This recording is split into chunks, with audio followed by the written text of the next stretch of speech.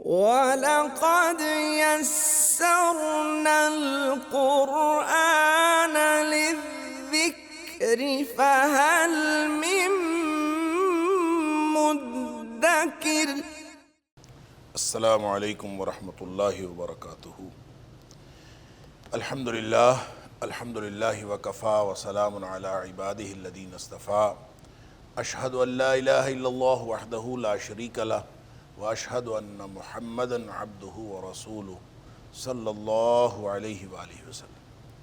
اللہم صلی علی محمد وعلی آل محمد کما صلیت علی ابراہیم وعلی آل ابراہیم انکا حمید مجید۔ اللہم بارک علی محمد وعلی آل محمد کما بارکت علی ابراہیم وعلی آل ابراہیم انکا حمید مجید۔ اما بعد فاعوذ باللہ السمیع العلیم من الشیطان الرجیم من حمزہ ونفخہ ونفثہ۔ بسم اللہ الرحمن الرحیم۔ ان الذین کفروا وصدوا عن سبیل اللہ وشاقوا الرسول من بعد ما تبین لهم الہدی لن یضروا اللہ شیئا وَسَيُحْبِطُ أَعْمَالَهُمْ۔ بے شک وہ لوگ جو کافر ہوئے، وَصَدُّوا عَن سَبِيلِ اللَّهِ، اور انہوں نے اللہ کے راستے سے روکا، وَشَاقُّوا الرَّسُولَ مِن بَعْدِ مَا تَبَيَّنَ لَهُمُ الْهُدَى، اور انہوں نے مخالفت کی اللہ کے رسول صلی اللہ علیہ وسلم کی بعد اس کے کہ ان کے لیے یہ واضح ہو گیا تھا کہ ہدایت کیا ہے۔ لن یضر اللہ شیئا، وہ اللہ کا کوئی نقصان نہیں کر سکتے۔ وَسَيُحْبِطُ أَعْمَالَهُمْ، اور عن قریب اللہ تعالیٰ ان کے سارے اعمال ضائع کر دے گا۔ اللہ اکبر۔ آیت نمبر 32 سورہ محمد، یہاں سے آج کے سبق کا آغاز اللہ کی توفیق سے ہو رہا ہے، اور یہ آخری حصہ جس میں اہل ایمان کو کچھ ہدایات بھی دی گئی ہیں، اور اسی طرح دنیا کی بے حقیقتی بھی ظاہر کی گئی ہے، اور پھر مالی جہاد کی اپیل بھی کی گئی ہے، اور یوں کہہ لیجئے کہ اعمال کی قبولیت کی بنیادی شرط بھی اس میں بتائی گئی ہے۔ یہ آخری حصہ ہے سورہ محمد کا، اور اس میں یہ جو آیت نمبر 32 ہے، اس میں اللہ کریم نے ان کافروں کے لیے جو اللہ کے راستے سے لوگوں کو روکتے ہیں، اللہ کے رسول صلی اللہ علیہ وسلم کی مخالفت کرتے ہیں، من بعد ما تبین لهم الہدی، اس کے بعد کہ ان کے اوپر ہدایت واضح ہو گئی، ان کے لیے اللہ تعالیٰ فرماتا ہے لن یضر اللہ شیئا، وہ ہرگز اللہ کا کوئی نقصان نہیں کر سکتے۔ ان سے مراد منافقین ہیں، اور ان سے مراد یہود ہیں، یا کہہ لیجیے اہل کتاب ہیں، کہ وہ لوگ تھے کہ ان کے اوپر واضح ہو گیا، جو اہل کتاب کی کتابیں ہیں، سابقہ کتابیں، ان میں بھی نبی پاک صلی اللہ علیہ وسلم کی نشانیاں بتائی گئی تھیں، اور خاص طور پہ یہودی جو آ کے یثرب میں آباد ہوئے تھے، وہ اسی لیے آباد ہوئے تھے کہ یہ آخری نبی کا دار الہجرہ ہے،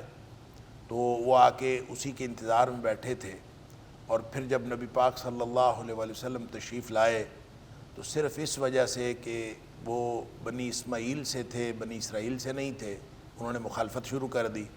حالانکہ ان کے اوپر بھی واضح ہو گیا تھا کہ نبی پاک صلی اللہ علیہ وسلم سچے، اور یعنی سارے یہودیوں کو یہ بات واضح تھی کہ نبی پاک صلی اللہ علیہ وسلم سچے ہیں، اور اللہ تعالیٰ فرماتا ہے بغیم بینہم،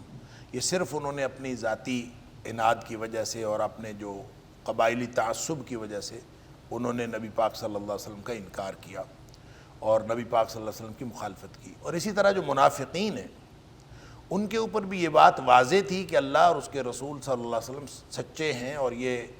قرآن سچا ہے، اور ان کے وعدے سچے ہیں، اور جو کچھ آیا ہے سب کچھ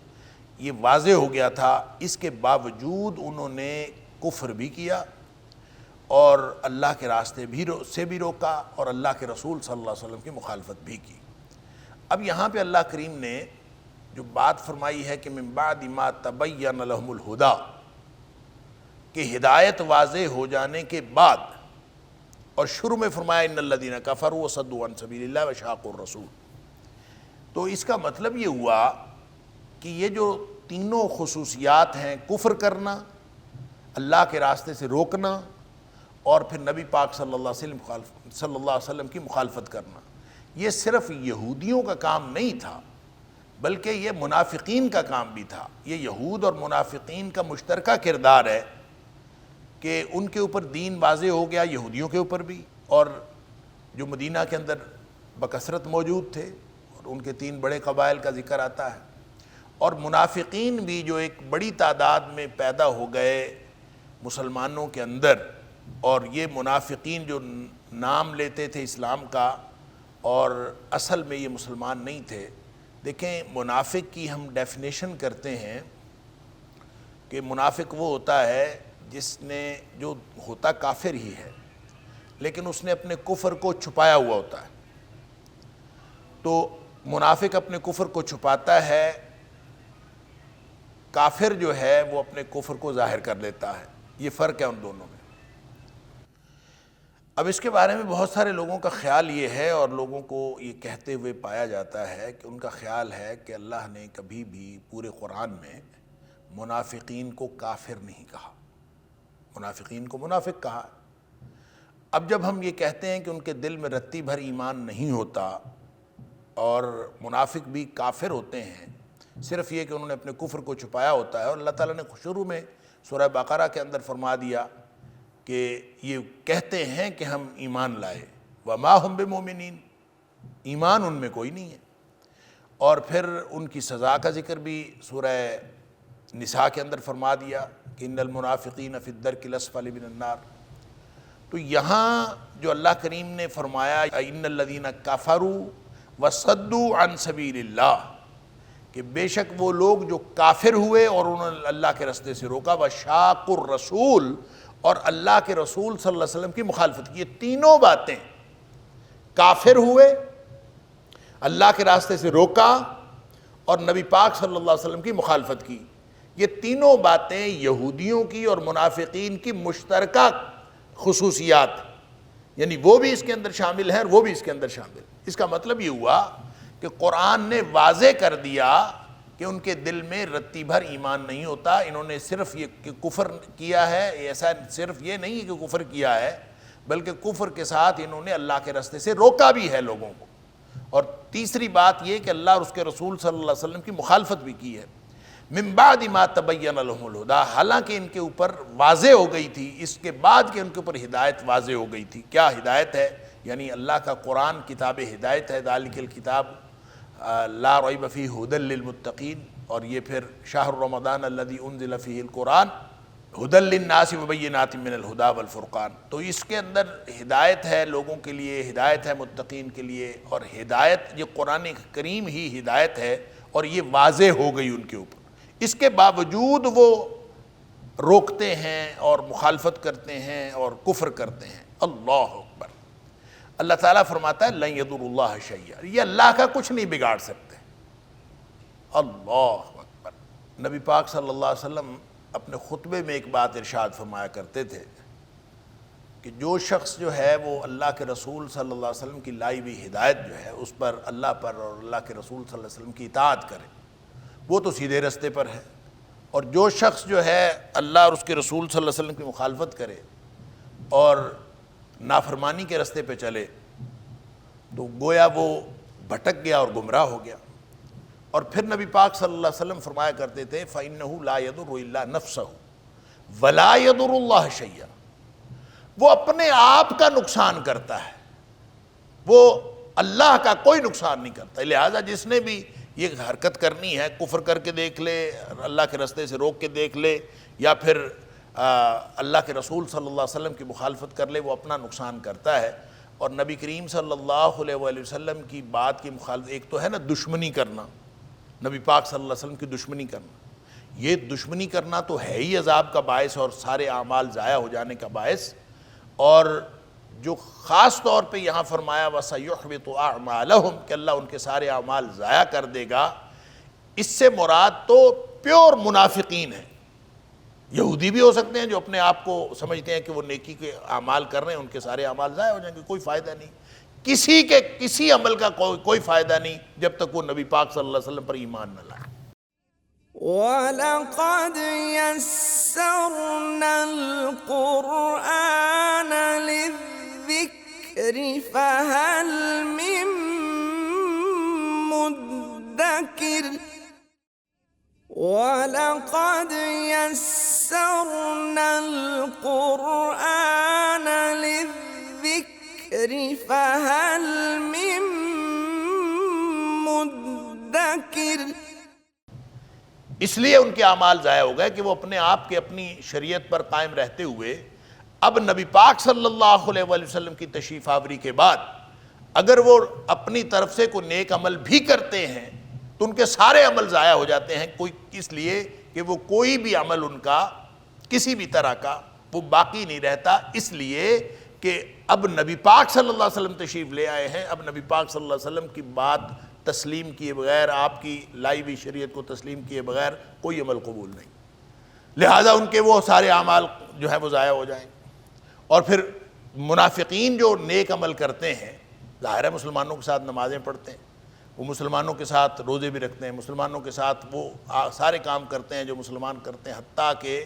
بعض اوقات یہ مسلمانوں کے ساتھ نکلے بھی ہیں جہاد کے لیے، حالانکہ جہاد کے موقع پر یہ سارے ایکسپوز ہو جاتے ہیں۔ اور مثال کے طور پر غزوہ بنو مستلق میں گئے ہیں، اور جاتے جب بھی نبی پاک صلی اللہ علیہ وسلم کے ساتھ یہ کسی مہم میں گئے ہیں، گئے سازش کی نیت سے، اور نبی کریم صلی اللہ علیہ وسلم کے ساتھ جب یہ غزوہ بنو مستلق میں گئے ہیں تب بھی انہوں نے سازش کی، اور وہ سازش پھر اللہ نے وہ اس کو بھی ایکسپوز کر دیا جب اللہ کریم نے سورہ منافقون نازل فرما دی تو اللہ تعالیٰ نے وہ بھی سارا کچھ ان کا، تو یہ ایکسپوز ہو جاتے ہیں جب بھی کبھی۔ میں نے ہمیشہ ایک بات عرض کی ہے کہ داخلی طور پر عدل رائج ہو جائے، عدل کا نفاذ ہو جائے داخلی طور پر اسلامی ریاست میں، تو بھی منافق ایکسپوز ہو جاتے ہیں، اور خارجی طور پر جہاد شروع ہو جائے، قتال شروع ہو جائے تو اس میں بھی منافق ایکسپوز ہو جاتے ہیں۔ یہ دونوں مواقع ہیں جس میں منافق جو ہے ایکسپوز ہو جاتا ہے۔ تو اس موقع پر یہ منافق جو ہے ایکسپوز ہوئے، اور اللہ تعالیٰ فرماتا ہے لن یضر اللہ شیئا، یہ اللہ کا کوئی نقصان نہیں کر رہے۔ ہر شخص جو کفر کر رہا ہے یا اللہ کو نہیں مان رہا یا نبی پاک صلی اللہ علیہ وسلم کی بات نہیں مان رہا، تو مکمل دشمنی، ہمیشہ کی دشمنی، وہ تو اعمال ضائع کرنے کے مترادف ہے ہی ہے۔ جو نبی کریم صلی اللہ علیہ وآلہ وسلم کی کسی بات کو سن کر اور سمجھ کر کہ یہ نبی پاک صلی اللہ علیہ وسلم کی بات ہے، پھر بھی مخالفت کرے نبی کریم صلی اللہ علیہ وسلم کی بات، یعنی اوکیجنلی کرے، ایک تو ہے مخالفت اور دشمنی مستقل جیسے منافقین نے کی اور جیسے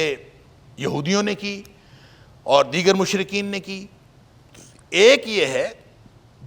کہ نبی پاک صلی اللہ علیہ وسلم کی بات سن لینا اور اوکیجنلی اس کی مخالفت کر لینا۔ تو اللہ کریم نے سورہ نور کے اندر فرمایا فَلْيَحْذَرِ الَّذِينَ يُخَالِفُونَ عَنْ أَمْرِهِ، جو بھی لوگ نبی پاک صلی اللہ علیہ وسلم کی بات کی مخالفت کرتے ہیں کسی بھی وجہ سے، ان کا اپنا کوئی خاندانی مسئلہ ہے، کوئی گھریلو مجبوری ہے، کوئی مسلکی مجبوری ہے، کوئی بھی مجبوری ہے، نبی پاک صلی اللہ علیہ وسلم کی بات سنی اور اس کی مخالفت کی، اللہ فرماتا ہے فَلْيَحْذَرِ الَّذِينَ يُخَالِفُونَ عَنْ أَمْرِهِ، جو لوگ اللہ کے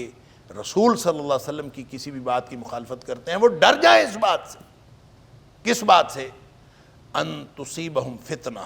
یہ کہ ان کو کوئی فتنہ آن پہنچے، او یصیبہم عذاب علیم، یا پھر ان کو دردناک عذاب آ کے پہنچے۔ یہ ان لوگوں کو بھی، یعنی جو مخالفت کرتے ہیں ہمیشہ کی یا اوکیجنلی نبی پاک صلی اللہ علیہ وسلم کی مخالفت کرتے ہیں، سب کے اعمال گویا ضائع ہو جائیں گے۔ لن یضر اللہ شیئا، یہ اللہ کا کوئی نقصان نہیں کرتے، اپنا ہی نقصان کرتے ہیں۔ وسیحبط اعمالہم، اور ان کے سارے اعمال ضائع ہو جائیں گے۔ یہی بات اللہ کریم نے اس سورت کے ابتداء میں بھی فرمائی، الذین کفروا وصدوا عن سبیل اللہ اضل اعمالہم، ان کے سارے اعمال ضائع ہو گئے۔ جو بھی لوگ کافر ہوئے اور انہوں نے اللہ کے رستے سے روکا، اللہ کے رستے سے روکنے کا موجب بنے، تو جو بھی اس طرح کے لوگ ہیں اضل اعمالہم، ان کے سارے اعمال، وہاں اضل اعمالہم فرمایا، یہاں فرمایا وَسَيُحْبِطُ اعمالہم، اسی کی تاکید، سارے اعمال اللہ تعالیٰ ان کے ضائع کر دے گا۔ یا ایھا الذین آمنوا اطیعوا اللہ واطیعوا الرسول ولا تبطلوا اعمالکم۔ اللہ اکبر، یہ ہے وہ اعمال کی قبولیت کی بنیادی شرط۔ اے ایمان والو، یا ایھا الذین آمنوا، اے ایمان کا دعویٰ کرنے والو، یا اے ایمان والو، اطیعوا اللہ واطیعوا الرسول۔ عمل کی قبولیت کی شرط کیا ہے؟ اطیعوا اللہ واطیعوا الرسول، اللہ کی اطاعت کرو اور اللہ کے رسول صلی اللہ علیہ وسلم کی اطاعت کرو۔ ولا تبطلوا اعمالکم، اور اپنے اعمال ضائع نہ کر بیٹھو۔ اس کا مطلب یہ ہے، ایک تو یہ تنبیہ ہے ان کافروں کو، ان منافقین کو، ان یہودیوں کو جو اللہ کے رسول صلی اللہ علیہ وسلم کی بات نہیں مان رہے، اللہ کی بات، جو نبی پاک، جو اللہ کی بات نہیں مانتا، جو نبی پاک صلی اللہ علیہ وسلم کی بات نہیں مانتا، بات ایک ہی ہے۔ جیسے نبی کریم صلی اللہ علیہ وسلم نے حضرت عمر رضی اللہ تعالیٰ عنہ کو دیکھا تھا کہ آپ کے پاس کوئی تورات کا ٹکڑا تھا، آپ اس کو دیکھ رہے تھے، تو نبی کریم صلی اللہ علیہ وسلم پوچھا یہ کیا ہے؟ تو عمر فاروق رضی اللہ تعالیٰ نے فرمایا کہ تورات کا کوئی ورق ہے، کوئی اس کا ٹکڑا ہے۔ تو نبی کریم صلی اللہ علیہ وسلم نے فرمایا، اور بعض احادیث کے اندر آتا ہے کہ آپ کا جو رخ مبارک ہے وہ جلال سے سرخ ہو گیا، اور آپ نے فرمایا کہ عمر تم یہ تورات پڑھ رہے ہو، موسیٰ علیہ السلام جن کے اوپر یہ تورات نازل ہوئی ہے، وہ خود بھی اگر آ جائیں تو میری اتباع کے بغیر ان کی بخشش بھی نہیں ہونی، اگر وہ خود بھی آ جائیں۔ اللہ کریم نے سورہ آل عمران کی آیت نمبر 81 کے اندر سارے انبیاء سے عہد لیا تھا کہ جب آخری نبی آ جائے گا تو تم سب نے اس کی پیروی کرنی، لہذا سارے نبیوں کا یہ مشترکہ ایک مشن ہے اور سب کا مشترکہ وعدہ ہے، جب آخری نبی آ جائیں گے تو سب اس کی پیروی کریں گے۔ گویا نبی کریم صلی اللہ علیہ وسلم جو ہیں وہ سارے نبیوں کے تاجدار ہیں، اور آپ کی جو رسالت ہے وہ اس کائنات کا کوئی ایسا کونا کھدرا بھی نہیں ہے جہاں نبی کریم صلی اللہ علیہ وسلم کی رسالت نہ ہو۔ اور اس کے بارے میں ہمیشہ یہ مسلم شریف کی اس حدیث کا حوالہ دیتا ہوں، اگرچہ قرآن نے بہت واضح طور پر کہا تبارک الذی نزل الفرقان علی عبدہ لیکون للعالمین نذیرا، تاکہ سارے جہانوں کے لیے ڈرانے والا بن جائے۔ تو گویا جس طرح رب العالمین ہے، اسی طرح جو رسول ہیں نبی پاک صلی اللہ علیہ وسلم، یہ نبی العالمین ہیں، سارے جہانوں کے نبی۔ اور اس کی وضاحت نبی پاک صلی اللہ علیہ وسلم نے فرمایا، جہاں آپ نے فرمایا فضلت علی الانبیاء بست، مجھے 6 باتوں میں دیگر انبیاء پر فضیلت دی گئی، تو آپ نے فرمایا کہ ارسلت الی الخلق کافہ، مجھے ساری مخلوق کا رسول بنایا گیا ہے۔ اللہ اکبر، ساری مخلوق سے مراد پتہ ہے کیا ہے؟ صرف ایک اللہ کی ذات اوپر ہے، بس ایک اللہ کی ذات، وہ چھوڑ کر باقی ساری کائنات کے رسول نبی اکرم صلی اللہ علیہ وسلم۔ لہٰذا اگر کوئی شخص نبی پاک صلی اللہ علیہ وسلم کے تشریف لانے کے بعد وہ جو بھی ہے، وہ اگر نبی پاک صلی اللہ علیہ وسلم کی لائی ہوئی ہدایت کو نہیں مانتا تو اس کے سارے عمل ضائع ہیں، اس کا کوئی وَسَيُحْبِطُ أَعْمَالَهُمْ، اس کے سارے اعمال ضائع ہو گئے، اس لیے کہ اس کی بنیادی شرط پوری نہیں ہے۔ بنیادی شرط کیا ہے؟ اطیعوا اللہ واطیعوا الرسول، اللہ کی اطاعت کرو اور اللہ کے رسول صلی اللہ علیہ وسلم کی اطاعت کرو۔ نبی پاک صلی اللہ علیہ وسلم نے فرمایا والذی نفس محمد بیدہ، اس ذات کی قسم جس کے ہاتھ میں محمد کریم صلی اللہ علیہ وسلم کی جان ہے، ما یسمع بی یا لا یسمع بی احد من هذه الامہ یہودی ولا نصرانی، میری اس امت میں سے چاہے کوئی یہودی ہو چاہے نصرانی ہو، تو یہودی اور نصرانی بھی نبی پاک صلی اللہ علیہ وسلم کی امت دعوت میں سے ہیں، امت اجابت ہو یا امت دعوت ہو، لا يسمع بی احد من هذه الامہ، اس امت میں سے کوئی بھی شخص جس کے کان میں یہ بات پڑ گئی کہ محمد کریم صلی اللہ علیہ وسلم تشریف لے آئے ہیں، اللہ اکبر، یہودی ولا نصرانی، چاہے وہ یہودی ہو اور چاہے وہ نصرانی ہو، اللہ اکبر، وَلَمْ يُؤْمِن بِمَا أُرْسِلْتُ بِهِ، پھر بھی وہ ایمان نہیں لاتا جو میں شریعت لے کے آیا ہوں، میری لائی ہوئی شریعت کے اوپر وہ ایمان نہیں لاتا، إِلَّا كَانَ مِنْ أَصْحَابِ النَّارِ، وہ جہنم میں جائے گا، اللہ اکبر، جس نے جنت میں جانا ہے، جس نے کامیابی لینی ہے، اس کے لیے شرط ہے کہ اب وہ نبی پاک صلی اللہ علیہ وسلم کی بات مانے۔ وَلَقَدْ يَسَّرْنَا الْقُرْآنَ لِلذِّكْرِ فَهَلْ مِن مُدَّكِرٍ وَلَقَدْ يَسَّرْنَا الْقُرْآنَ لِلذِّكْرِ فَهَلْ مِن مُدَّكِرٍ۔ یا ایھا الذین آمنوا اطیعوا اللہ واطیعوا الرسول، یہ ایک بنیادی شرط ہے کہ جس نے بھی اپنا عمل قابل قبول بنانا ہے وہ اللہ کی اطاعت کرے اور اللہ کے رسول صلی اللہ علیہ وسلم کی اطاعت کرے۔ وَلَا تُبْطِلُوا أَعْمَالَكُمْ، گویا جو شخص ان دو اصولوں کی پابندی نہیں کرتا اس کے عمل ضائع ہو جاتے ہیں۔ وَلَا تُبْطِلُوا أَعْمَالَكُمْ، اپنے اعمال ضائع نہ کرو۔ اس کا یہ مطلب نہیں ہے اس آیت کا کہ اگر کوئی شخص کسی ایک آدھ بات میں اللہ کے رسول صلی اللہ علیہ وسلم کی مخالفت کر بیٹھے یا اللہ کی نافرمانی کر بیٹھے کسی ایک معاملے میں، تو اس کا مطلب یہ نہیں ہے کہ اس نیکیاں جو ہیں وہ ضائع ہو جاتی ہیں، سارے اعمال ضائع ہو جاتے ہیں، یہ اس کا مطلب نہیں ہے۔ کیوں؟ اس لیے کہ اللہ کریم نے یہ، اگر اس نے کوئی عمل ایسا کیا ہے کہ جو ایک عمل غلط ہو تو باقی ساری نیکیاں اور باقی سارے اعمال اس کے ضائع نہیں ہوتے، کیونکہ اللہ کریم نے قرآن میں فرمایا ان اللہ لا یغفر ان یشرک بہ ویغفر ما دون ذلک لمن یشاء، ایک شرک ایسا گناہ ہے جو اللہ نے بخشنا نہیں، باقی سارے تو وہ بخش دے گا۔ لہٰذا اگر کسی سے گناہ کبیرہ کا ارتکاب ہو جاتا ہے تو گناہ کبیرہ کا ارتکاب ہونے کا مطلب یہ نہیں کہ اس کے باقی سارے اعمال بھی ضائع ہو جائیں، لیکن اگر کوئی شخص اصول یہ بنا لیتا ہے کہ وہ اللہ اور اس کے رسول صلی اللہ علیہ وسلم کی اطاعت کے بجائے وہ کسی اور کی اطاعت کرتا، تو کسی اور کی اطاعت کرنے کا اصول اس نے بنا لیا تو اس کے سارے اعمال ضائع ہو، چاہے وہ کسی نبی کی اطاعت ہی ہو، جیسے یہودیوں نے حضرت موسیٰ علیہ السلام کی اطاعت کا دم بھرا، اور وہ کرتے تھے یا نہیں کرتے تھے، وہ دم تو بھرتے تھے کہ ہم حضرت موسیٰ علیہ السلام کی اطاعت کرتے ہیں، اور اسی طرح جو نصرانی ہیں وہ بھی اپنے آپ کو وہ کہتے تو تھے کہ ہم حضرت عیسیٰ علیہ السلام کی اطاعت کرتے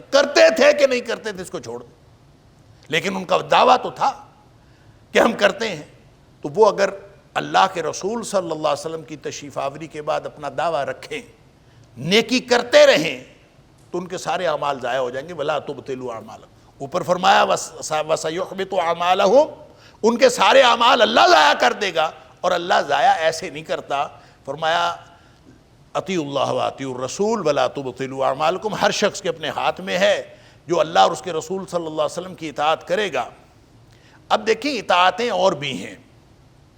جیسے ہم سورہ نساء میں پڑھ آئے ہیں اطیعوا اللہ واطیعوا الرسول واولی الامر منکم، کہ اللہ کی اطاعت کرو، اللہ کے رسول صلی اللہ علیہ وسلم کی اطاعت کرو، اور جو صاحب امر ہیں تم میں سے ان کی بھی اطاعت کرو۔ اسی طرح والدین کی اطاعت،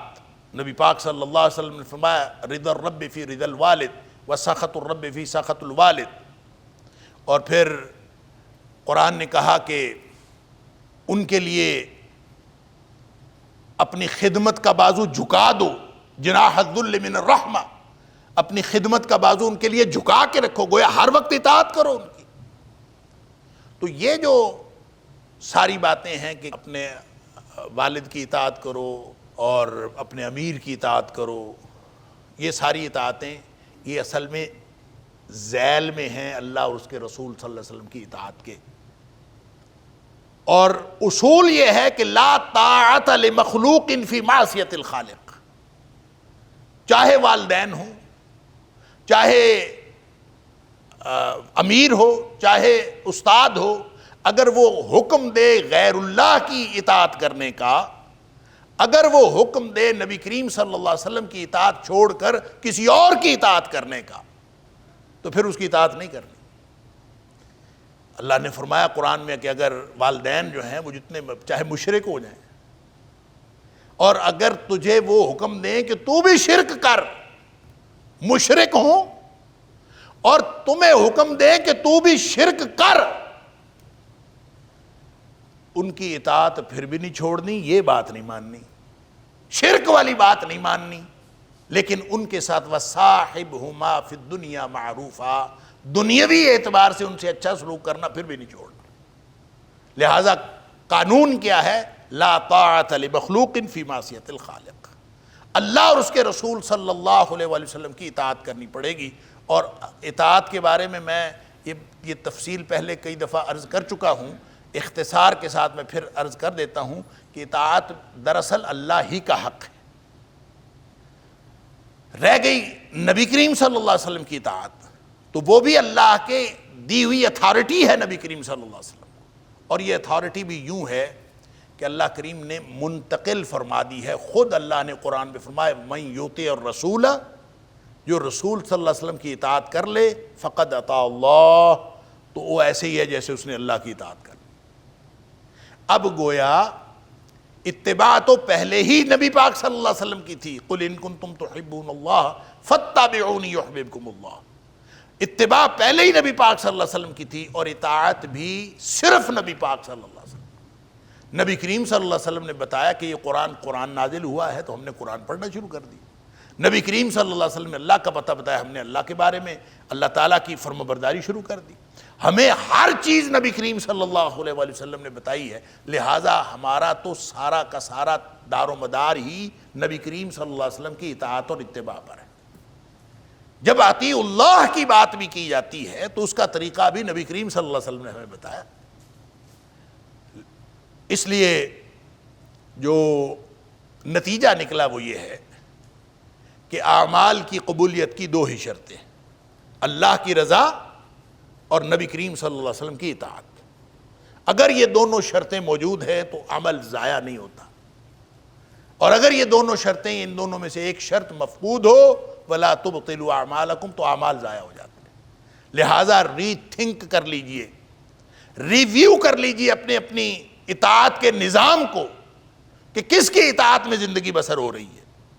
اگر وہ اللہ اور اس کے رسول صلی اللہ علیہ وسلم کی اطاعت میں بسر ہو رہی ہے تو انشاءاللہ امید کی بات ہے کہ ہم انشاءاللہ بخشے جائیں گے، اور اگر اللہ اور اس کے رسول کی اطاعت کی بجائے کسی اور کی اطاعت، اور خاص طور پر نبی کریم صلی اللہ علیہ وآلہ وسلم کی اطاعت کے مقابلے میں معلوم ہو کہ اللہ کے رسول صلی اللہ علیہ وسلم نے کچھ اور فرمایا ہے اور آپ کسی اور کی اطاعت کر رہے ہوں، تو یہ بڑی خوفناک بات ہے۔ اللہ فرماتا ہے وَلَا تُبْطِلُوا أَعْمَالَكُمْ، اپنے اعمال ضائع نہ کر بیٹھو۔ اللہ اکبر۔ اس لیے کہ نبی کریم صلی اللہ علیہ وآلہ وسلم نے فرمایا من عمل عملا لیس علیہ امرنا، کسی نے اگر ایک بھی عمل ایسا کیا نا جس کے اوپر ہمارا حکم نہیں ہے، یعنی میں عرض کیا کرتا ہوں جس پر مدینے والے کی مہر نہیں ہے، لیس علیہ امرنا، جس کے اوپر ہمارا حکم مدینے والے کی مہر نہیں ہے، فَهُوَ رَدٌّ، وہ ریجیکٹڈ ہے۔ کسی کا کہا ہو، میرے ابا جی کا کہا ہو، تمہارے ابا جی کا کہا ہو، کسی بڑے سے بڑے آدمی کا کہا ہوا ہو، اگر اس کے اوپر مدینے والے کی مہر نہیں ہے تو وہ اللہ کے ہاں قابل قبول نہیں۔ اللہ اکبر۔ لہٰذا یہ اعمال کی قبولیت کی بنیادی شرط ہے کہ وہ اللہ کے لیے، اللہ اور اس کے رسول صلی اللہ علیہ وسلم کی اطاعت میں ہو۔ ان الذین کفروا وصدوا عن سبیل اللہ ثم ماتوا وهم کفار فلن یغفر اللہ لهم، بے شک وہ لوگ جنہوں نے کفر کیا، وصدوا عن سبیل اللہ، اور انہوں نے اللہ کے راستے سے روکا، ثم ماتوا، پھر مر گئے، اسی حال میں مر گئے، وہم کفار، اس حال میں کہ وہ کافر تھے، مر گئے اور اس حال میں تھے کہ وہ کافر تھے، فلن یغفر اللہ لہم، پس ہرگز اللہ ان کو نہیں بخشے گا۔ اللہ اکبر، یہ ہے وہ بات جو میں پہلے بھی کئی دفعہ عرض کر چکا ہوں کہ مرنے سے پہلے، موت سے پہلے کافر کے لیے بھی ہم دعا کر سکتے ہیں یا اللہ اس کو ہدایت دے دے، مشرک کے لیے بھی ہم ہدایت کی دعا کر سکتے ہیں، کسی کے لیے بھی، بڑے سے بڑے کافر کے لیے بھی ہم دعا کر سکتے ہیں یا اللہ اس کو مرنے سے پہلے ہدایت دے دے۔ اللہ دے سکتا ہے، ہو سکتا ہے مرنے سے پہلے اس کو توبہ کی توفیق ہو جائے، لہٰذا اس کے لیے ہدایت کی دعا کی جا سکتی۔ جو ہی وہ مر گیا اور مرا اس حال میں کہ قرآن کہتا ہے من بعد ما تبین لہم انہم اصحاب الجحیم، اس کے بعد اس طرح مرے کہ سب کو پتا ہے کہ یہ کفر پر مرے ہیں اور یہ جہنمی ہیں، اس کے لیے پھر دعا نہیں کی جا سکتی۔ وہ مر گیا، بس ٹھیک ہے، اس کا معاملہ اللہ کے ساتھ چلا گیا۔ اس کے بعد چونکہ امکان ختم ہو گیا ہے، امکان ختم ہو گیا ہے اس کی معافی کا، اس کے واپس ہونے کا، جو کفر پر مرا اور شرک پر مرا، اس کا امکان ختم ہو گیا ہے کہ اب اس کو، پہلے تو امکان تھا، زندگی تک تو امکان تھا کہ توبہ ہو جائے، اس لیے اس کے لیے دعا کی جا سکتی، کوشش بھی کی جا سکتی تھی، دعا بھی کی جا سکتی تھی، لیکن جب مر گیا تو امکان ختم ہو گیا، بس اس کا معاملہ اللہ کے پاس چلا گیا۔ اللہ اکبر۔ تو اللہ فرماتا ہے فَلَن يَغْفِرَ اللَّهُ لَهُمْ، جو حالت کفر میں مر گیا ہرگز اللہ اس کو معاف نہیں کرے گا۔ اللہ اکبر۔ گویا اس میں ترغیب ہے، اوپر والی آیت کے تسلسل میں، جو پچھلی آیت سے پچھلی آیت تھی جہاں سے آغاز ہوا، آیت نمبر 32، تو اسی کے تسلسل میں گویا اللہ کریم یہ فرما رہا ہے، اس میں ترغیب دی جا رہی ہے کہ بندے تو تم بہت برے ہو، کردار بھی تمہارا بہت برا ہے۔ منافقین اور یہودیوں کو کہا جا رہا کہ تمہارا کردار بھی بہت برا ہے، تم ہو بھی بہت برے، اللہ سے کفر کرنے والے، نبی کریم صلی اللہ علیہ وسلم کی مخالفت کرنے والے، اللہ کے راستے سے روکنے والے، ایسا کردار رکھنے والے، لیکن ترغیب ہے کہ مرنے سے پہلے توبہ کر لو تو بچ جاؤ گے۔ ماتو وہم کفار، حالت کفر میں مر گئے پھر اللہ نے کوئی نہیں بخشنا۔ لہٰذا اگر کسی نے مرنے سے پہلے توبہ کرنی ہے تو کر لو، اب ابھی وقت موجود ہے۔ یہ اس میں ترغیب ہے ان لوگوں کے لیے کہ جو بھی جس طرح کا بھی کردار ادا کر رہے ہیں، اگر مرنے سے پہلے توبہ کر لیں گے تو اللہ تعالیٰ ان کو بخش دے گا، اور اگر وہ مرنے سے پہلے اسی حالت کفر میں مر جائیں گے تو پھر اللہ تعالیٰ ان کو بالکل نہیں بخشے گا۔ إن هذا القرآن يهدي للتي هي أقوم ويبشر المؤمنين الذين يعملون الصالحات أن لهم أجرا كبيرا